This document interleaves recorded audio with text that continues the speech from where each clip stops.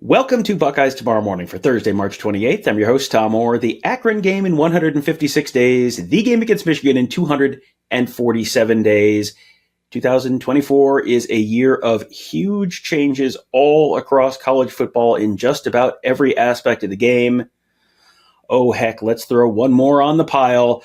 A report from Ross Dellenger at Yahoo on Wednesday says the NCAA Football Oversight Committee introduced a legislative proposal this month that would expand the abilities of a football support staff, permitting all staff members to provide players skill and tactical coaching instruction both during practice and games. The proposal, introduced for a second straight year after failing to get approval last spring, eliminates the policy limiting coaching instruction to only the NCAA's maximum of 11, countable coaches, the 10 assistants, and the head coach. This is something that, again, as that said, we were all kind of thinking was going to go through last year, and then it didn't. So now we're going to take number two, see if they get it through in 2024, and everything else is changing this year. Why not throw one more thing on that pile? One thing that'll never change. My guest today is Tony Gerdeman of BuckeyeHuddle.com. Tony, I guess the first question on here is exactly how big of a change would this be for college football? I think it would be a big change in that college football programs would no longer have to hide the fact that all of these analysts and QC people are actually coaching on the field, during practice and stuff. So it would be more open because you're not supposed to, but I think it's kind of silly to have somebody that can watch but can't tell you, hey, do this instead. And so you just get rid of that. But also, when you can increase the staff number, obviously now you've got more eyes on players, more player engagement. You've got more guys doing less work and better work. The quality, I think, gets better. And yeah, this is another situation where the rich could get richer, but they'd be paying money to get richer because they're going to have to be paying coaches. The coaching staffs get bigger. And it just becomes a more manageable situation for the coaches because with all of these changes in college football, things are getting more and more or less and less manageable for coaches based on all of the other things that they have to do as well.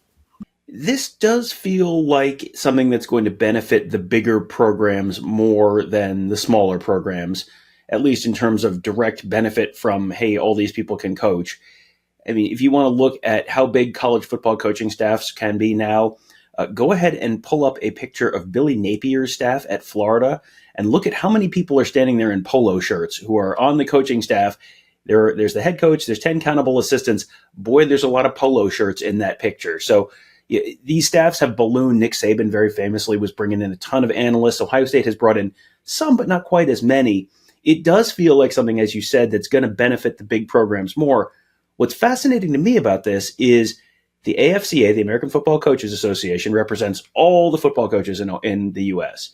It is run right now. The president is Craig Bohl, the former coach at Wyoming, which is not exactly a college football blue blood.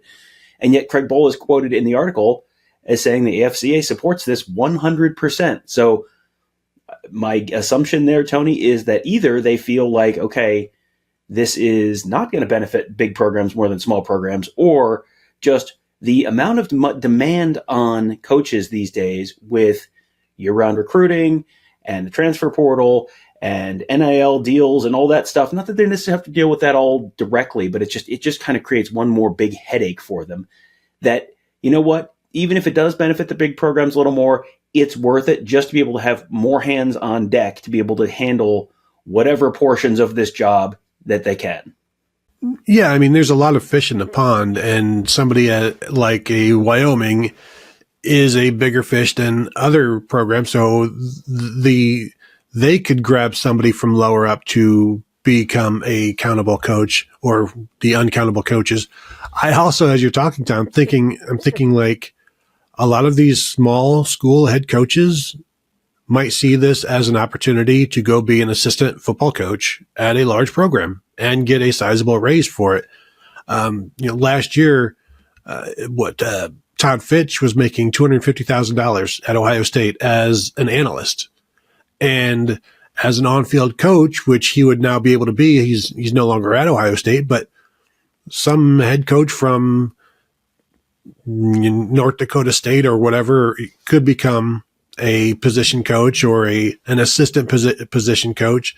And now you're one step closer. You've kind of jumped the line in terms of a small program to a larger program. And now once you're in that fold, it becomes a lot easier to get promoted from there. So I also wonder if there's some selfish aspects that, in a different way, that it's not just, I want fewer things on my plate.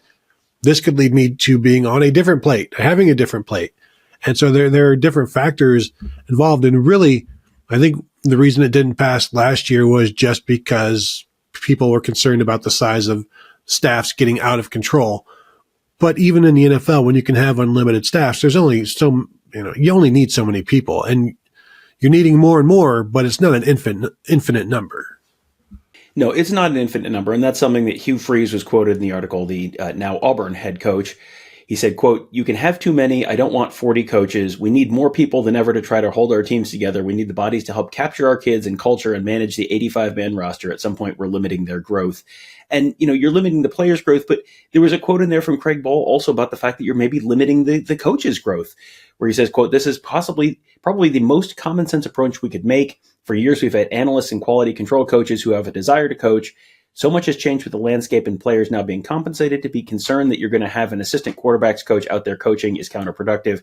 It's been a compliance nightmare." That kind of goes to what you were saying earlier, that, these guys are in the building and you can't do this when you're in this role. You can talk to guys about one thing, but you can't talk to them about another. Like that just feels kind of counterproductive, that you're trying to enforce this rule that you probably can't really enforce. It also, as you were saying, though, that this feels like this is an opportunity for more coaches. Coaches, we see in basketball, anytime the coach gets fired, the whole fraternity of coaches wants to tell you how this was a terrible move and, he needed more time, because coaches are in the business of wanting to have more jobs for coaches and have more patience for the job security for coaches.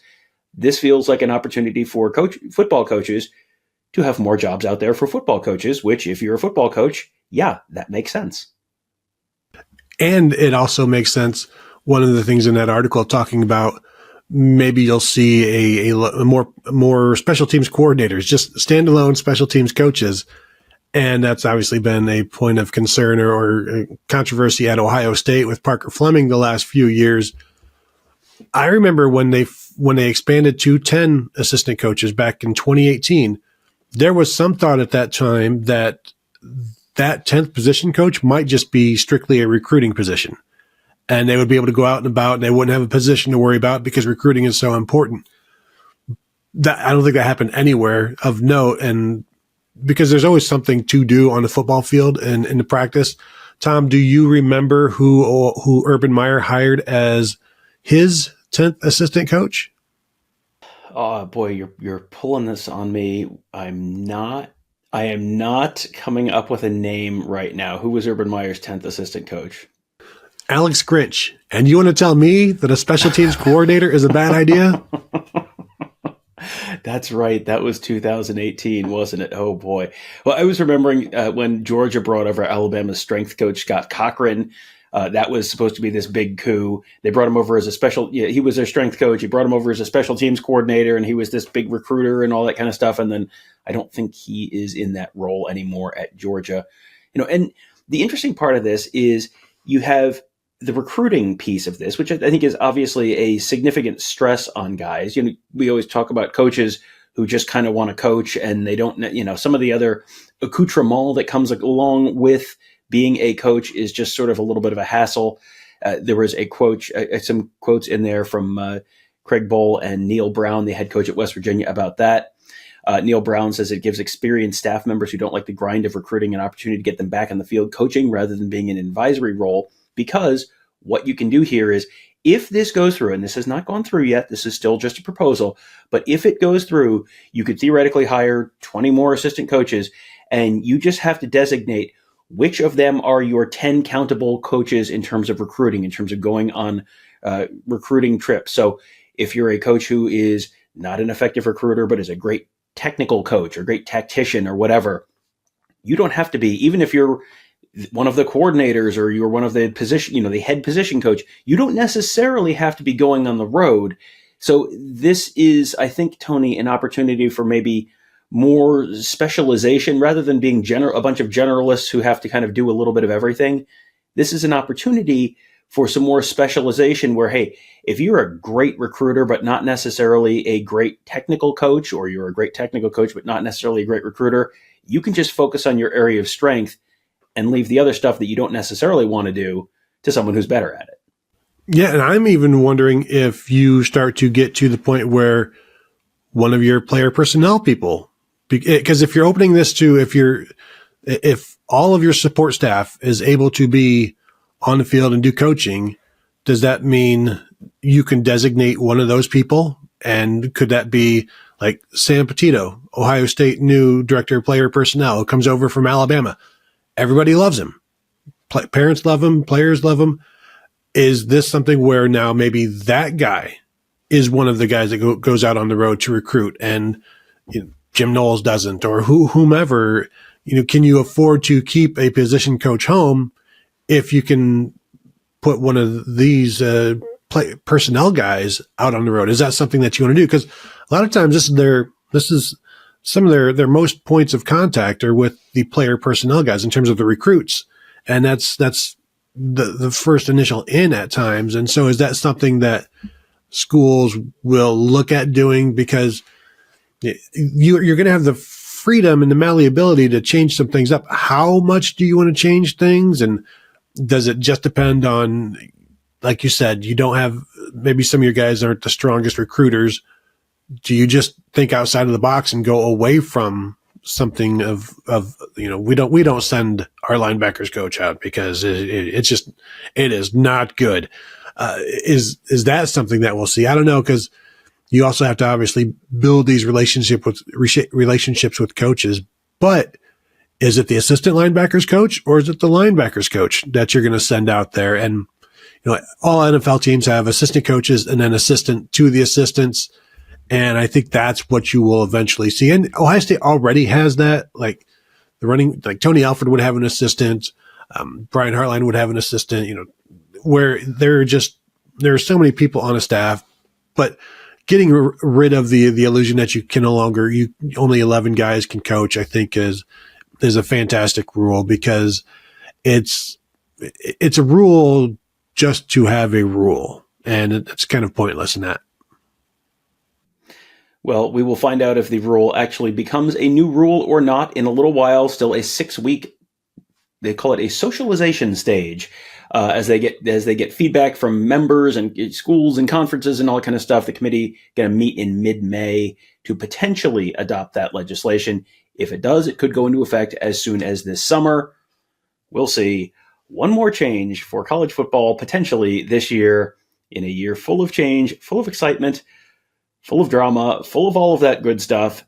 A great place to celebrate what is going to be a milestone year of college football, and potentially a pretty exciting year of college football in Columbus, Ohio, is at BuckeyeHuddle.com. That's where Tony, Kevin, and I cover the team. Mark covers recruiting. We got our whole team of X's and O's gurus making you a smarter football fan as well.